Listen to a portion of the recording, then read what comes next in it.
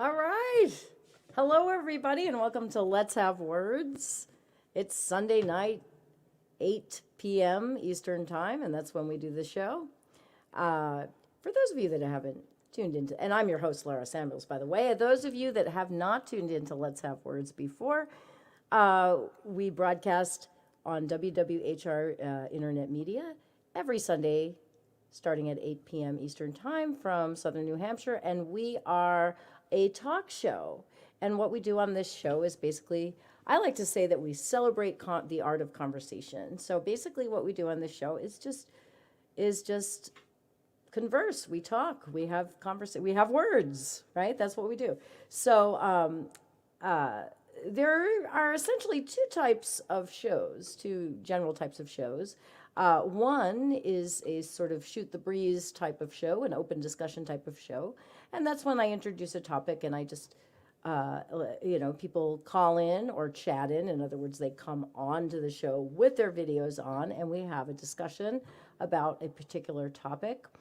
And the other type of show is an interview show where we interview somebody, in which case we still encourage audience participation, but we like people to, instead of actually coming on into the show, into the studio with their video, we actually encourage people to put their questions and comments in the chat.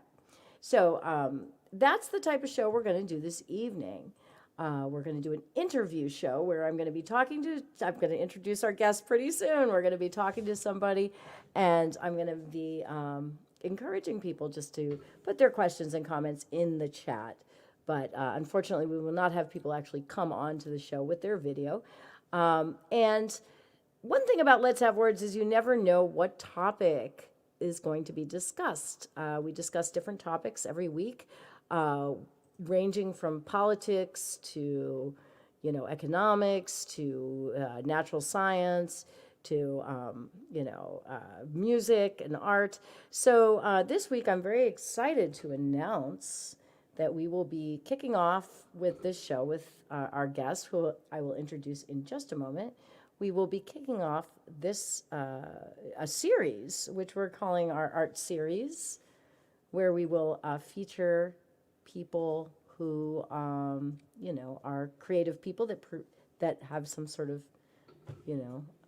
whether they're writers or artists, or they have something that they do that in the artistic side of things, and we were going to have them on the show to discuss their particular artistic endeavors. So that is what we're kicking off this week.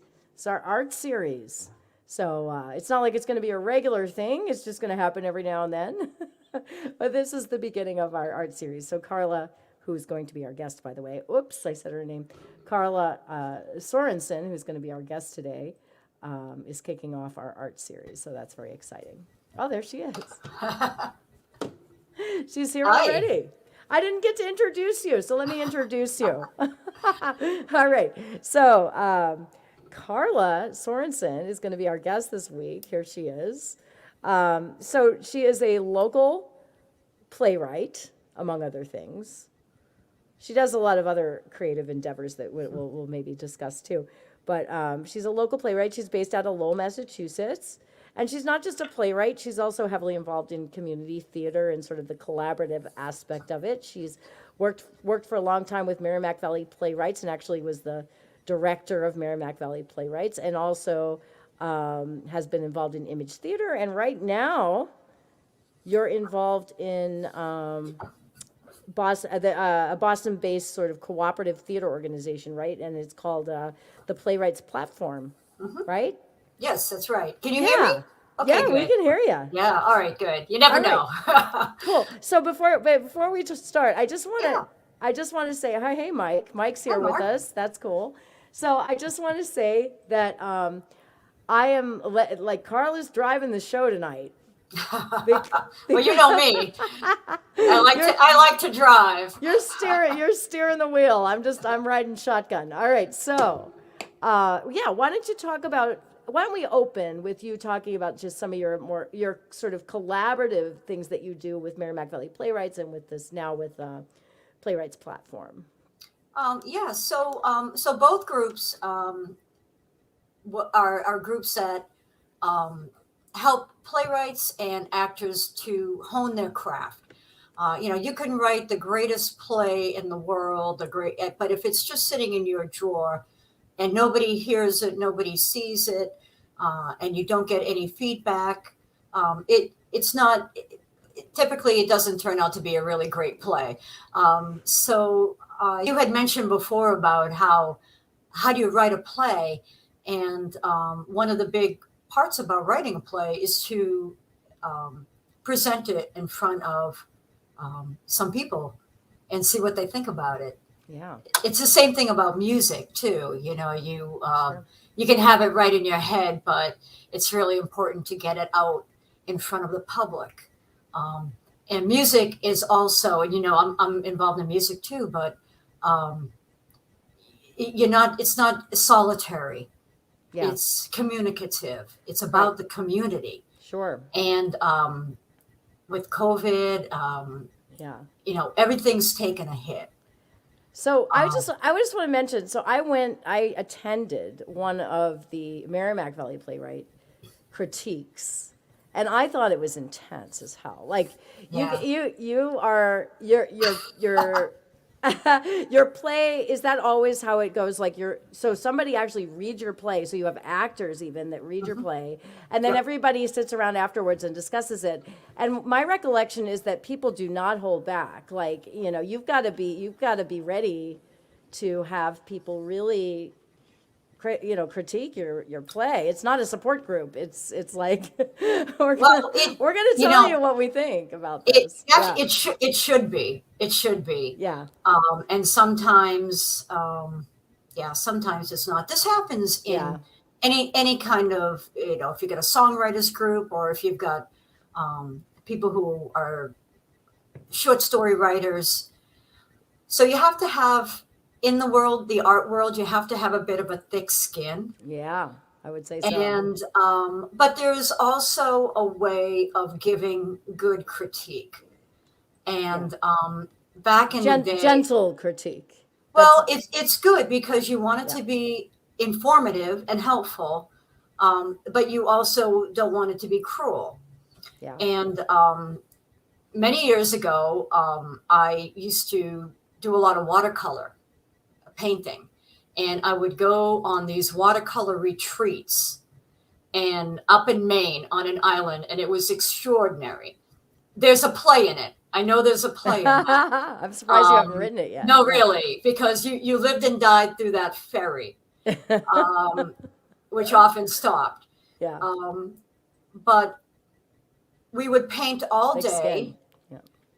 And then we would have like a cocktail hour, and we would do a critique session on the works. And it was always, what do we love about this? And sometimes it's hard to find that, but you have to find it. Yeah. But the man who was running this was so clever about, you could look at a painting that looked like, kind of a disaster. You went into it too much.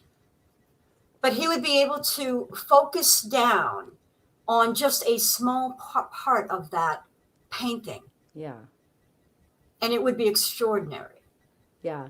So that's amazing. the sign of a good critique, where you can find the goodness. You can find there's the strengths genius. and weaknesses. There's strengths and weaknesses, and you have to be able to deliver your critique in a way that's not just going to make somebody angry or insulted. I mean, because let's face it, like our creative products are very precious to us. I mean, they're like our babies. I mean, when you create something, it's like, and the thing is too, you have already combed through it. Like you've been through it. You've said, is this the right word? Is this the right phrase? Did I do it? So you've already you're your own worst critic. So you've already critiqued it, and then you bring it out to somebody else to critique. And if things are too harsh, it's like you get defensive. Like a lot of people can't really help it. It's very hard to maintain like a sort of objective, but on the other hand, it's good.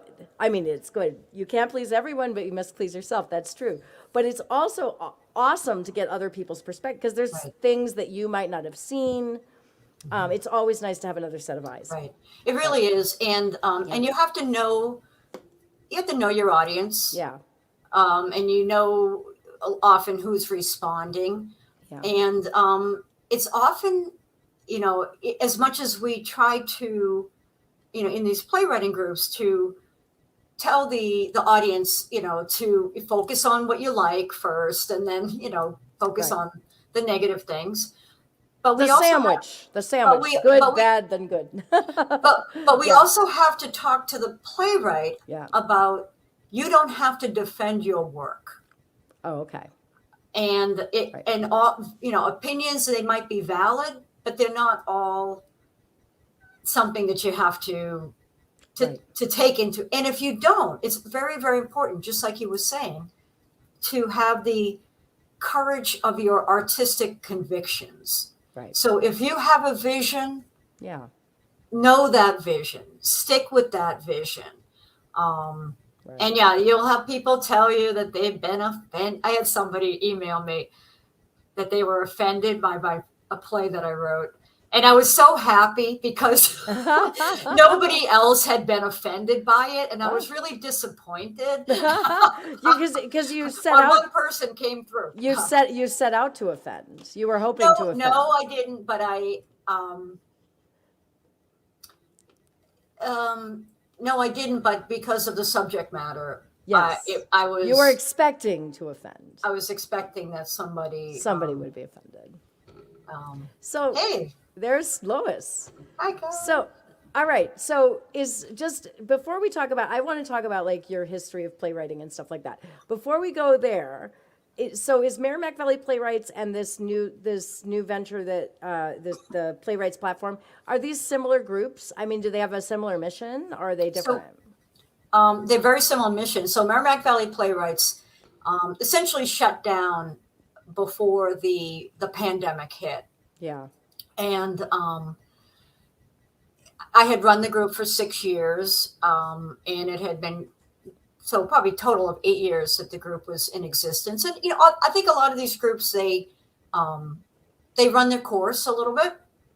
Right. And when you're the person running it, if you don't want to run it anymore, then yeah, you need leadership. You need leadership, and not everybody's cut out for that.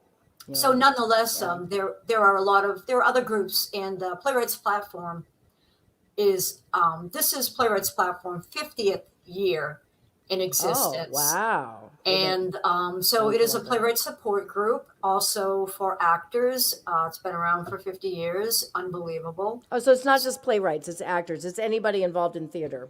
That's part of this. So it's mainly for playwrights, but you have to have actors. You just can't do it yourself. Yeah, you need both. You really do. And so, and like I said, we were like everybody else. We were hit hard by the pandemic. Yeah. And we went on Zoom, and Zoom was very good. Yeah. Zoom was very good for us. I can see how Zoom would work in that, with that sort of thing. Like Zoom would be a very effective. It's interesting. Yeah. Well, it made Might a even lot be of better. Yeah. It made a lot of us playwrights into screenwriters more. Oh. Because I actually want to ask you about that later, like the screenwriting versus the playwriting. Yeah, very similar. Similar, but maybe a few things that are slightly different in those two mediums. I'm very new at being a screenwriter. I love it though. Well, why did you? But this is a great opportunity for you to just tell us what is your play. Like, were you born playwriting? Did you come out of the womb writing a play? Or is this something that happened later in your life, or was it slow evolution? Yeah. What's your history? I was not a theater person, and I just regret it. Like like you think. Like you mean in in school, you weren't a theater person? No, I got into. I've always been a writer. Yeah. I was a professional writer, but I wrote technical things. Right. Technical writing. But I always sort of was a writer and dabbled in different things. And then I took a class. In college, and I was like, wow, this is interesting. And what's interesting is that as I said, I was a technical writer. And if you're a good technical writer, you need to be able to write very concisely. Yes. Right. And conciseness is really important in playwriting. You're not writing a novel. That makes sense. You would be Right. very like if writing. There's a old adage that it's a page a minute. In playwriting, a playwriting page is a minute of dialogue, and that totally depends on the denseness of it. But as you can see, so 200 pages, which is a small novel, is a very, very long play that Yeah. nobody wants to see. Yeah. Guarantee. Right. So you have to every word counts, and Yes. because of that, technical writers make very good playwrights. And I have several friends who. I didn't realize that. So there's like there's a crossover. Yeah, there. it's a little bit of a weird thing. Like, oh, what did Yeah. you do? Oh, wow, I worked. Like we almost Right. worked in the same company. So Does yes, the- it was completely random, and I got into it. I liked it. What was your first? What was your first play that you wrote? Oh, I have no idea. I really Well, I don't. mean, I have really- no idea. Did you? So was it? But it was later in life because you say you weren't really a theater person in high school, Right. And then Now later in life, meaning I'm really old right now. So this was probably in my late 20s. So you don't know your first, like you don't remember your first play. So I'll tell you one thing. So one of the first groups that I got involved with, this is way back then, was Playwrights platform. Oh. And Beverly Creasy. You're circling. I know. This is what I'm saying. This is how. So this is back in like the early 90s or something, probably. And because when I said school, I think I actually mean grad school. Yeah. It took me a long time to get out of every degree program I was in, and it was interesting because. So my first time getting actors, having my work presented, and it was fabulous. It was extraordinary. But I remember I wrote this, and it was a full-length play. It was called The Toy Box. And I still have the guy in the play collected antique toys. So I still have this antique rocket ship from that. And I remember presenting the play, and the woman who was running Playwrights platform at the time, I had some very sexual stuff in it. And I swear to God, to this day, she will not forgive me for some of the stuff that was in that play. But yeah, the toy. So for my first full-length play, that was probably at the Toy Box. The Toy Box. There you go. Great, good Blast name, from the too. past. So that was sometime in the 90s. Yeah. So okay. We're gonna ask that very question, Lois. So hold on just 2 seconds, because before we ask about so I'm like Lois, I'm very interested in the process, like of playwriting. Yep. So before we go there, I just want to just kind of nail down your history a little bit more. So you started writing plays somewhere in like the 90s or something, and you got involved with Playwrights platform then, and then it just kind of went from there. Because I do want to say, so Carla, everyone has like, how many plays have you written? I went to your website and it's just like, whoa, you are prolific. You have written a lot of plays. I don't know, and I mean, I don't know how many, but and I'm sure you have a lot that are sort of like halfway done or whatever. Yeah, I do. Addition, but amazing. Like everybody should go to Carla's website and see how many plays there are, because there are a number. All right, so let's go to process, because this is the thing so we just last week we did this whole let's have words on creativity, and sort of like, why is creative? Why are we creative? Like, why do some people value it so much, and like, where does it come from, and all that good stuff. But so I'm very interested personally in like process. So when you sit down to write a play, like, do you have a process that you use, or what are some tricks of the trade? And what inspires, as Lois said, what inspires you to actually begin the process? So yeah, who knows, right? There's so many life, Yeah, right. life is inspiring. Yeah, Um, when I was younger, some of the first plays that I wrote, and ironically enough, some of even to this day, my most successful plays were about my father, who died when I was 10, and he was a World War II vet. And so several of my early plays featured people that I imagined my father to be. And because I never really knew him. right. So your own life, Yeah, I think like any art form, you are, it's almost therapy. It's yeah. not almost therapy. It is therapy. It And definitely so is. Yeah, how you deal with things, it's amazing. Be a writer, and even if you're just writing um, uh, a journal. In fact, a lot of what I do for my characters is I write little autobiographical things like they're being interviewed, just like this. And I yeah. interview my You interview characters. your characters. That's interesting. And a So lot when of you write, that, do you come up with a little backstory for all your characters a lot that you may or that may that not can use? But yes, and yeah, that's a lot of writers do that, and that's yeah. very, very useful. So you have that. Yeah. I had recently a friend of mine, um, a fellow Playwrights platform, Bill Latanzi.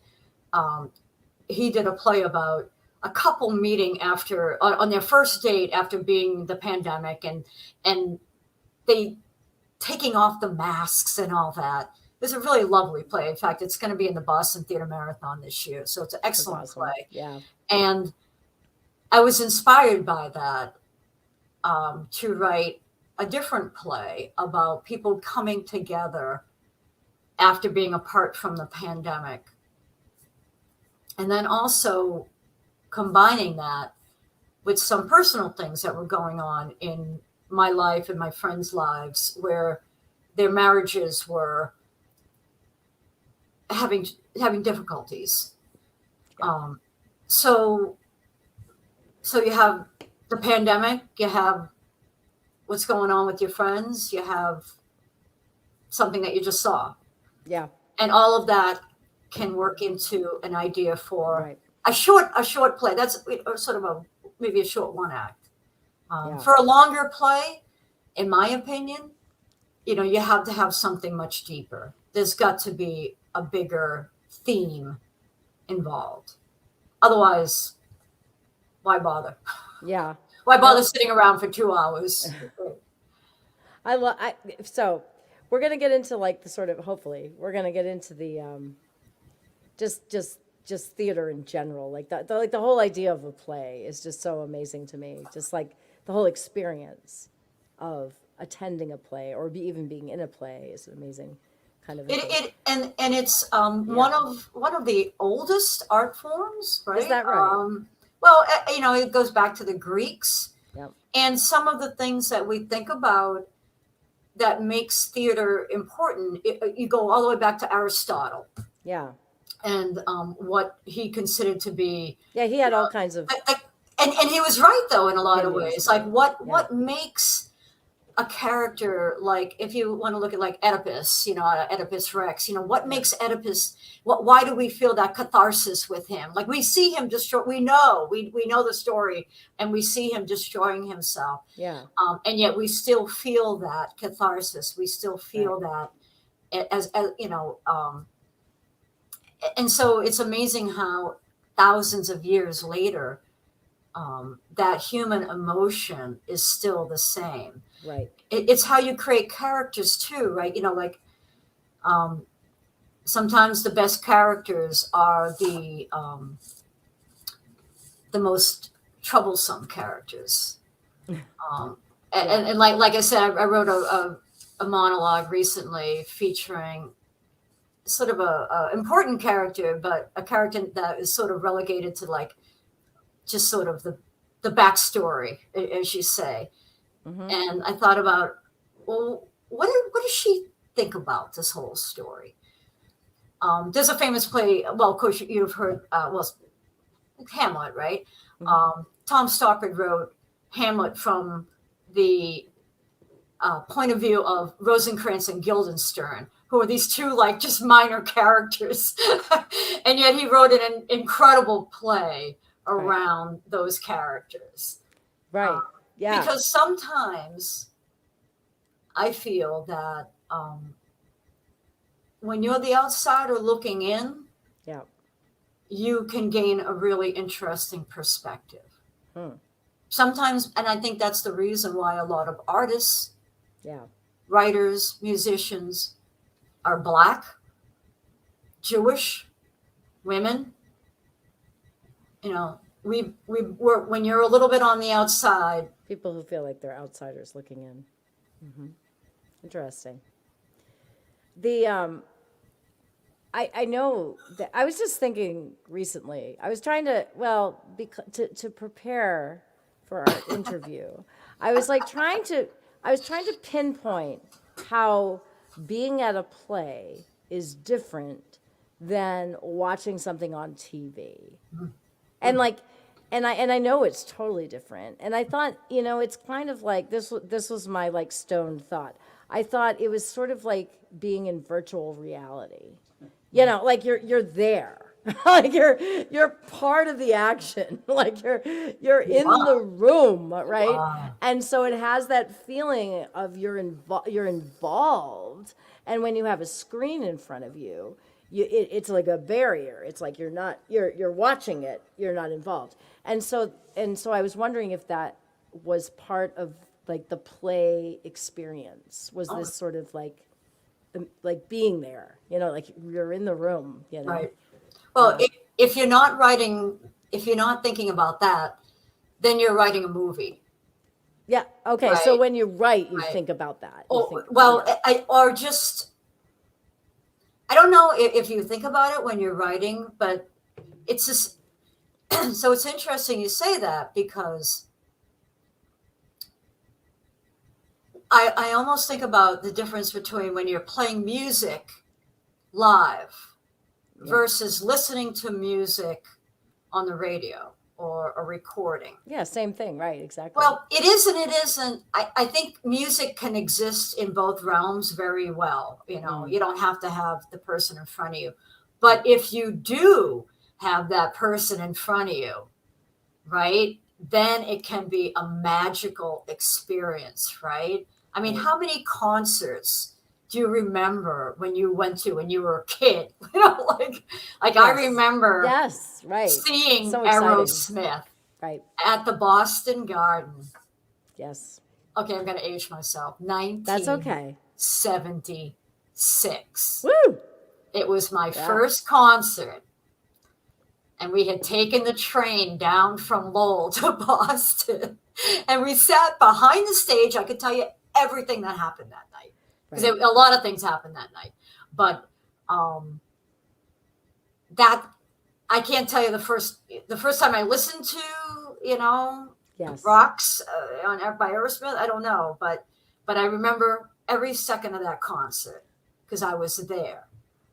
And there's something There's something about being in the same room where the action is taking place, and you're sharing in that experience in a much more real way, in a much more and all the sensory experiences that you're having. It's so much more profound, I think, than watching something on a screen or hearing something on the radio or something. Some of the best plays are the ones that suck you in. Yes. And you feel like you're on stage with them. Feel like you're there, right? You feel like you're part of it. There was one incident, again, so this is what you remember, and it was at the Merrimack Repertory Theater in Lowell. And I've done a lot of work with the Merrimack Repertory Theater. They're extraordinary because they support new playwrights and new theater. Nice. And this was a production of Conor McPherson's play, The Seafarer. Conor McPherson is, probably about my age, and Irish fellow. And he writes like wonderful Irish stuff, not like the horrible Irish stuff. And this is possibly one of the greatest plays ever. Yeah. And it's Christmas Eve, and the play involves a card game with the devil. And my friend and I were sitting really close to the stage. Yeah. And it was, and the F bombs are flying like you wouldn't believe, because it's Irish, right? Yeah, and it's the devil. And it's the devil. Yeah. And I remember looking at my friend and saying, and we were drinking too. There was a lot of drinking going on. So we had our beers there, and we were so close. We literally felt like we were on stage with them. Yeah. And it was, to this day, one of the greatest theater experiences in my life. Yeah. That's great play, great acting, just the whole environment. That's what it's about. Like, it's right. It's just and so different.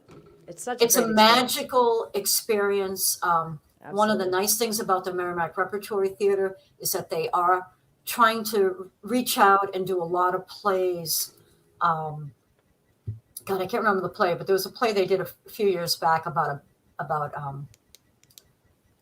they did several boxing plays. So I don't know if this is a Joe Jackson boxing play, but they did it, and there was a lot of different, not your typical theater audience. Yeah.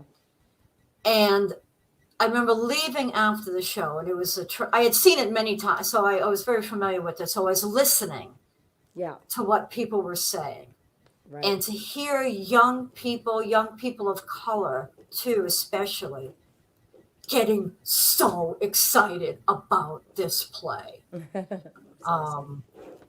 They also did a play called Cambodian Rock Band a few years ago. That was and Lowell has a huge Cambodian population, Cambodian American, and that was also an extraordinary play. And to see the Cambodian population, which doesn't want to hear about all the bad Cambodian stuff because it's too close to them, not that far away. Right. But this was a joyful play, and had music, had rock and roll in it, so everybody loved it. Hey, rock and roll. So that's how you get people into the theater. Into the theater, which I do want to address. But before we get there, I do want to ask you, like if I wanted, so I'm a writer. I write mostly essays though. Like I love writing essays. I get really worked up about something and I write about it, But like if I wanted to write a play, what are the fundamentals of writing a play? Like what advice would you give to me if I were like, okay, I want to write a play? Where would I start? What would I do? Well, you can always break the rules. Oh, right? Well, of course. You got to know the rules first. Yeah, that's true, right? It's like Picasso, right? And then break them, yes. So, well, I think you come up with so I guess maybe to step back is that what works well on stage. And unless you're Shakespeare having like war battles on stage, that's hard. So you have to think about, you have to think about like a limited space. There are practical considerations to the theater. Right. And even though the theater means suspending reality, that's really what it is. You suspend, this is not true, right? Because you're sitting here in some theater, right? But you're willing to suspend reality for a while and pretend that we're in some other place. Yeah. You have to have compelling characters. It's very character driven. Like the characters, you have to spend a lot of time thinking about your characters. You have to have a reason why, I think. And it's so hard, how do you tell somebody how to write? How do you tell somebody how to, make good art? But you have to have a compelling reason. There are lots of things in textbooks, for example, that you need to have an arc. If some character has to start out in one place, but by the time you get to the end of the play, that character should be in a different place. Right. So there should So be there's like an arc. there's some kind of transformation that occurs. Yeah, during there's the some course of it. reason. And Mike, it's the same thing. Is that no matter what you're writing, like I said, you need to give the audience a reason to be there and to stick around. Right. And they want to It's see change. and sometimes you have to sort of like let yourself. It's not just about you. That's another thing too. You might think this is the greatest friggin' thing in the world, but you also have to have it be compelling for other people too. If you're Yeah. writing a musical, the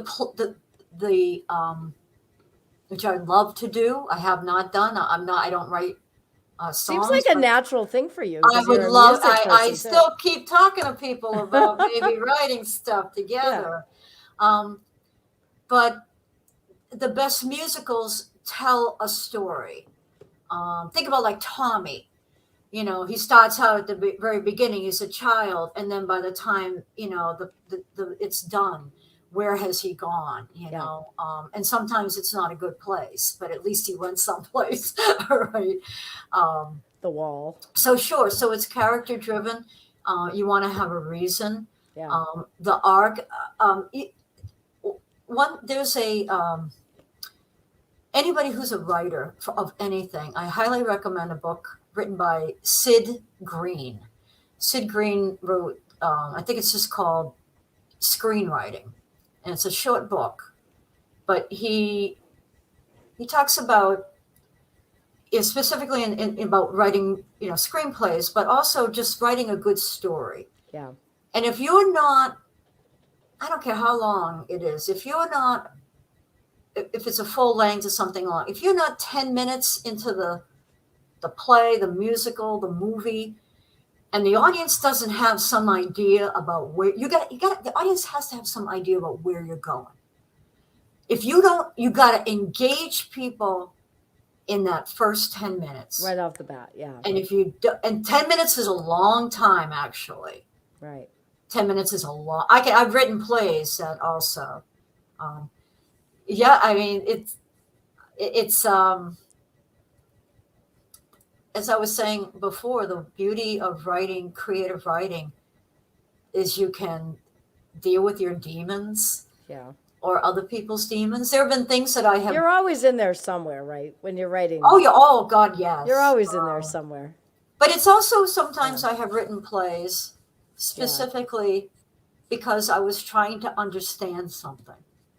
Like you wrote it in order. You're like, I don't understand this thing. I'm going to write a play, and then I'm going to make sense of it. Like it was like a way of you getting to Understanding a person. Conclusion of some kind in a complex or just understanding, and I do a lot of research. Yeah. Too. Do you? So let's go back. Oh, by the way, everyone, just hold on just a second. We are talking. This is an awesome conversation. We're talking to Carla Sorensen, who is a Lowell-based. Well, I say that because she lives in Lowell. Playwright, among other things. She's a creative person. She does watercolors, as we found out, and also she's a musician as well. But of course, hi Ronnie. But of course, the main thing that we're talking about tonight is playwriting, because that, I guess, would you say that's your main, like if you had to, like in terms of how much time you spend on anything, do you spend most of your time in the playwriting world? I mean, I think that's kind of your main creative pursuit. Or am I wrong? I don't know. Well, I actually go back and forth between the playwriting and the music a little bit. But you have so many. And I literally, I always have. I always have. So, all right. So some of these things that you've been mentioning about the playwriting process, like you got to think about. So do you think about when you start writing a play? Do you think about all of those things before you even write the script? Like, what's the stage going to look like? What are the costumes going to look like? Who are the characters in this play? Do you like lay that all out and then write the play? I mean, is that kind of your process? Or, I mean, maybe it's not always that cut and dry, but. Yeah, no, I think it depends. Yeah. I think I get the idea. one of the hardest things if you're a playwright or anybody is to write what they're called taglines or log lines. So this is like a little short sentence that kind of describes really what the play is. Hardest thing in the world to write. But sometimes at the very beginning, you can write them. And that's a good thing to have because that tells you what the essence of the play You got to get is. the essence first. Like, what is the, right, what's Like the what nut? again, why Yeah. am I writing this? Why Right. am I even going to write this? Right. And Yeah, I had a creative writing teacher who told me that everything that you need to write, you need to put it in a haiku. Like, put it in a haiku first. 17 syllables. Yes, and so you get the essence of it, and that's the first step, and then you can move from there. Yeah, Just so we were talking before about having the courage of your convictions and making sure that you maintain that because it's that It can be creative right. spark that is driving you. And you're never going to please everybody. You're never going to, as a creative person, you're never going to get to the point where every single person loves what you do. It's not going to happen. Right. And you have to love it yourself and you have to be, but on the other hand, as I said, plays are meant to be presented to the public. Yes. So writing some like really weird, obscure stuff is just gonna, I want my plays to be done. I want people to see my plays. Right. And yeah, So- go ahead, hon. Oh, I was just going to say, so I want to talk about like some of your plays in particular because we don't have like a tremendous amount of time. Well, can I just mention one thing that Yes, I go thought it was for in it. your questions you had sent Yeah. me, is that one of the things that I do often do is that I think about the ending. Oh, the ending first Not necessarily first, but I think about the and ending work your way backwards. Okay. because I think about where I want to go. Right. And if you know where you want to go, the path can be a little bit more clear. That's good advice. Start with the end. And you know what? If some fabulous idea comes into your head and that just goes out the window, that's perfectly fine. Right. But at least you've got something that you're working to. Right. And again, that keeps you on the track of not meandering all over the place and losing people. Like, why am I sitting in the seat for like 2 hours? Like, Yeah, this move on. is my issue. Like I write and I sit down to write a story or something, which I've never been successful at writing a story, honestly. I like writing like Lois, I like writing essays because essays are like I know what I want to say. Like this, I want to say this, Yeah. So I know what I want to say. But like a story is like it's a mystery to me how you write a story. Well, writing a It's song, writing a song Writing is a song- not I write all songs. that different. You are kind of, because you're putting. It's a little more complex writing a story. You have to because you have to think about character development. There's so many more things that you have to consider. Well, and you then know when what- you're considering a play, you have to think about the set and the props and like that just comes. is it going to work Well, on you know what? stage? And That's a problem for a director.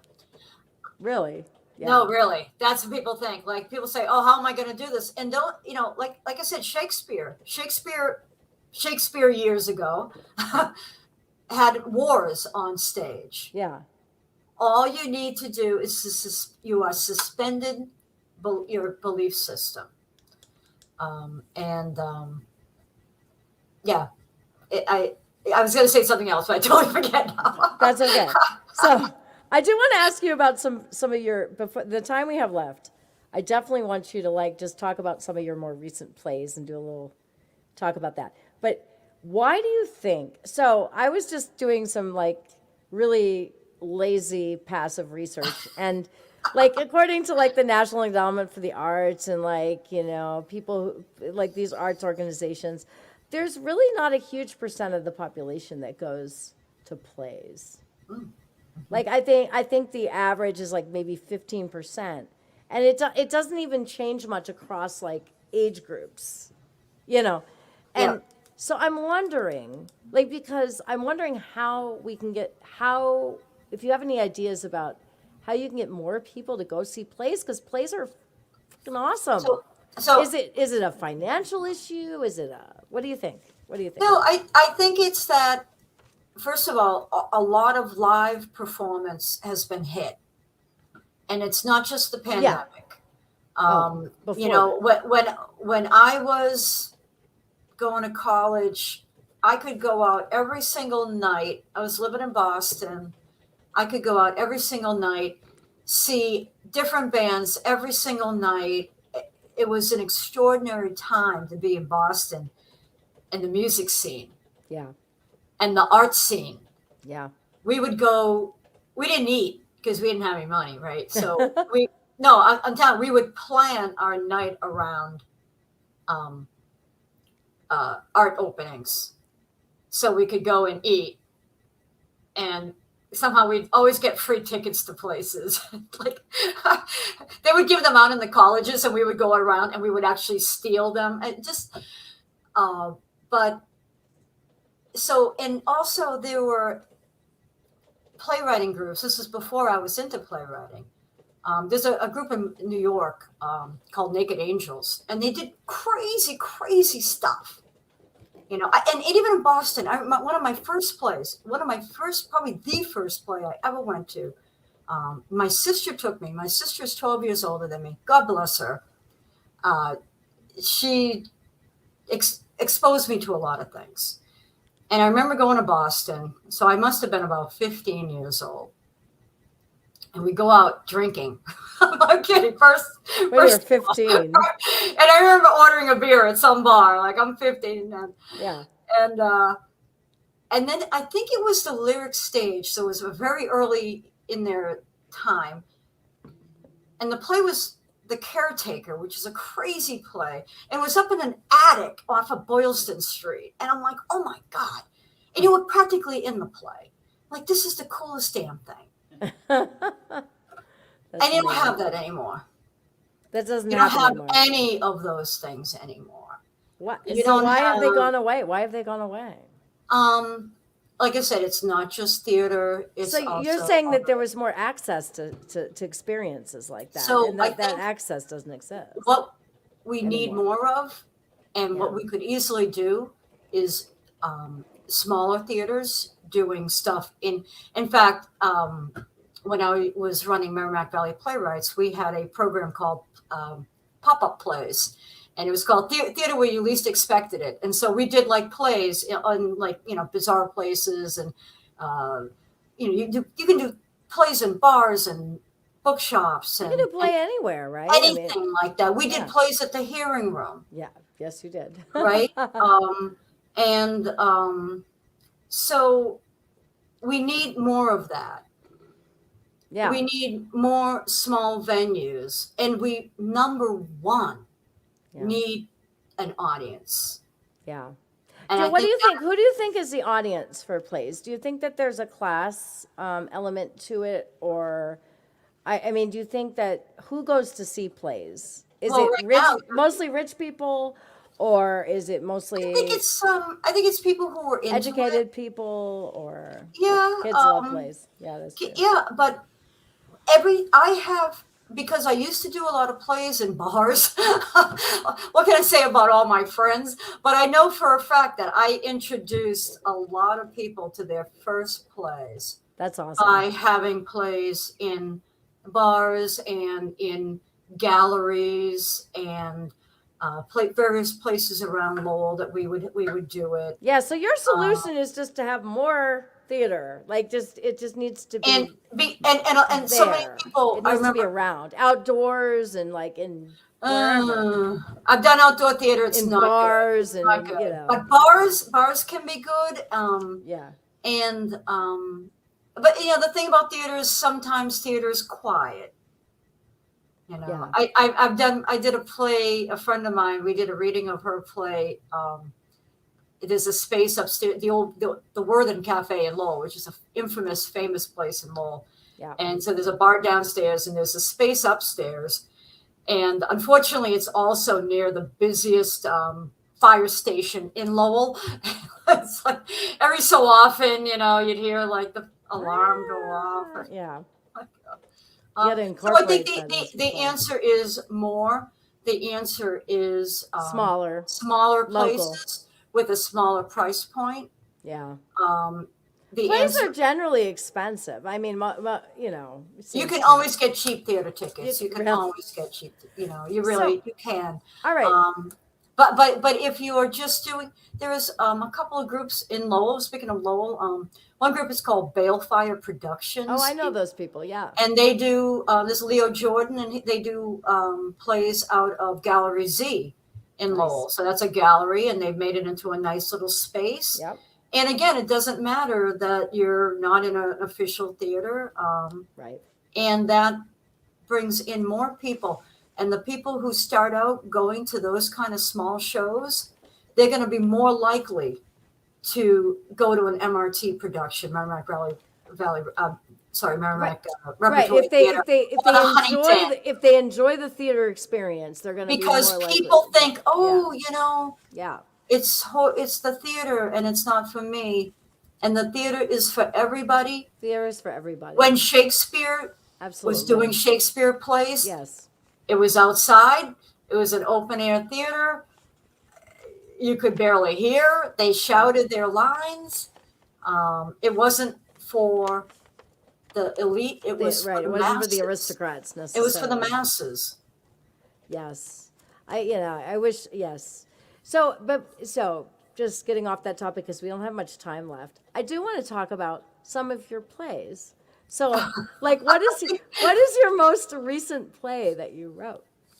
My most or like what do you want to promote? Promote a play that you're working on or that's in production. Because Carla, for many of you that are watching, Carla has plays in production in the United States and in Europe, and readings and actual full productions, right? So, like, tell us about some of your plays. So well, you know, I've said this several times. The pandemic was a big hit. It was.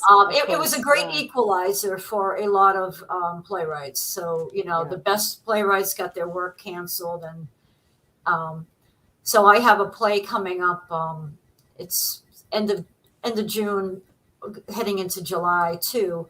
That was scheduled almost 2 years ago exactly, and is finally being done. And it's a play called Whole New World, and it's a kind of a crazy dystopian drama. Nice. That I've actually since made into a screenplay. So that's how long that play has been around. What's it about?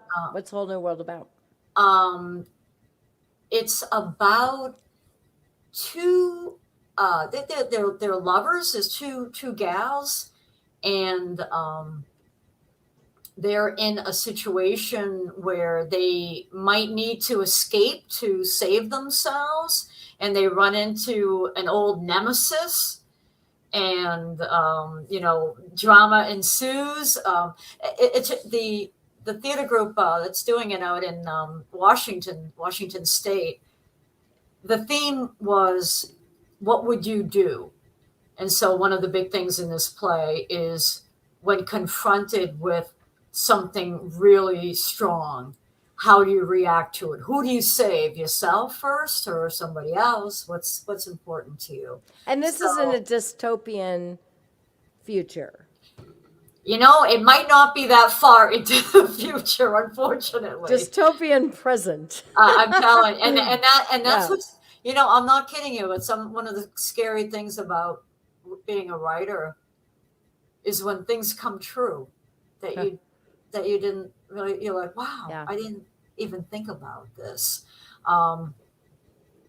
So what about right now, I'm actually have gone back to a full-length play that I started writing quite a few years ago, and you know, life happens, right?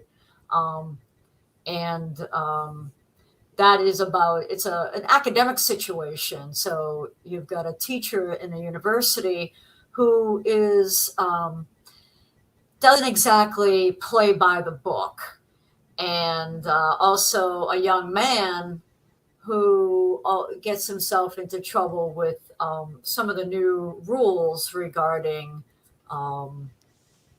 like the Me Too movement and what's acceptable behavior. So it sounds like politics are This very, one very very political. but For it's sure. not. Is that always like, no, maybe not always, but is that a common theme in your plays? Are you very Not. political with your playwriting? I would say no, but to be honest, a couple of years ago, again, right before the pandemic, a friend of mine, Joe Antoine, who he is a teacher, playwriting teacher and acting teacher at Emerson College in Boston. He's getting his MFA. So as part of the program, he needed to work with a couple of playwrights and create some new plays and have readings done. So I was honored, really, that he asked me to write a play for him.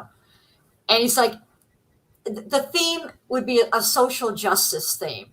So I'm like, oh, okay. And I'm like, social justice. So in this case, no idea, panic, sheer panic. Because you had to focus on it versus it's always, I'm like, it's what am I always gonna kind do? of there, but yeah. So this is how plays come about. Yeah. So I live in Lowell, and I have heard stories about people who are refugees from Cambodia who never went and fully got their citizenship. And they get into some trouble. And because they weren't full citizens, the fact that they lived their entire life, practically in Lowell, Massachusetts, they were being deported to Cambodia where they'd never been to. Right. It's heartbreaking. I had a friend of mine Mm-hmm. I heard a story, my sister told me, a friend of ours volunteered at a church in Maryland where somebody who was going to be deported was taking sanctuary. So I wrote a play called Sanctuary about a gal who made some mistakes. Is going to be deported, so she's can't leave the church. And a young white boy comes to visit her because he's gotten into himself a little bit of trouble. And so they meet in this church, and they're very different people. But at the end of the play, they come to an understanding, not just of each other, but themselves. Nice. And I think that's a great play. That's giving me chills just thinking about that. That's amazing. Yeah. I had that play it was on Zoom from a group called Moving Parts from Paris. So that was, Zoom plays, it's Zoom, but when you're Zoomed from Paris and you have an international audience, and we had to talk back afterwards. That's amazing. And people were saying, I understand this because I've been a refugee. Wow. That's the really extraordinary part of being a playwright. Right. Literally, the most important thing is when somebody can come up to you and they say, how do you know my story so well? How do you know my family so well? That's the biggest compliment of all, when you've really hit the mark with your writing. Mm-hmm. Yes. Oh my God, Carla. So unfortunately, we're coming down to the end of the show because I have so much more that I want to talk to Carla about. But Carla is an amazing playwright. She's got a lot of plays out there.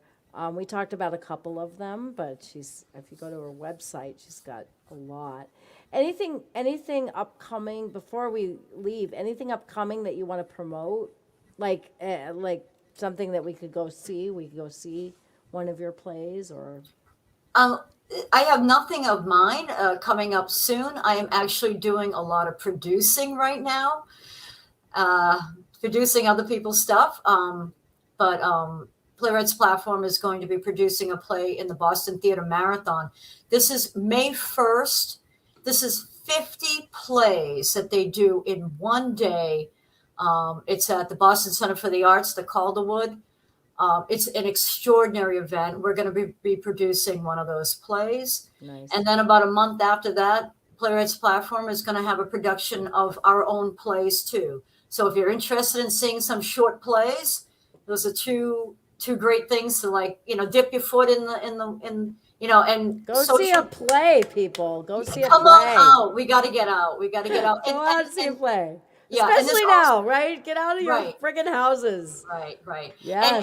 And all of this is socially distant, and there's requiring vaccines and all that good stuff too, to try to keep people safe too. Yes, that's true. That's important. All right. Carla, I mean, I'm telling you, like, so whenever I prepare for Let's Have Words, I always have like a list of questions, and I got like through maybe 4 of them tonight because Carla is just so rich in her experience and her just her insight into the world of theater. And I feel like we didn't even scratch the surface. But anyway, on Let's Have Words, what we're about here is just the art of conversation, and and I just feel like we just had a wonderful conversation. So this was part of our art series, so we will be hopefully featuring other artists on the show in the near future as part of our art series to just talk about the creative process and what their process is and what kinds of stuff they're producing and all of that, because we're very interested in the creative process here at Let's Have Words, among other things. So Let's Have Words comes to you every Sunday at 8 p.m. Eastern Time, broadcasting on WWHR. Is internet media, and I am your host, as always, Lara Samuels. And if you would like to be on Let's Have Words, there's our email address right here at the bottom of the screen, wwhrmedia@gmail.com. We would love to have you on. This is a very low-pressure environment. We just like to shoot the breeze, and any topic. We entertain all kinds of topics, not just art, but also, of course, politics and economics and who knows, whatever you want to talk about, we are open to the idea of talking about it. So please, number 1, go and see a play. We can get out now, right? The CDC says it's okay. We can go out and see a play, among other things, and be there in the theater with the actors and enjoy the experience of live theater. And also, besides going out to see a play, you need to make sure that you and your loved ones are always talking and keeping the lines of communication open.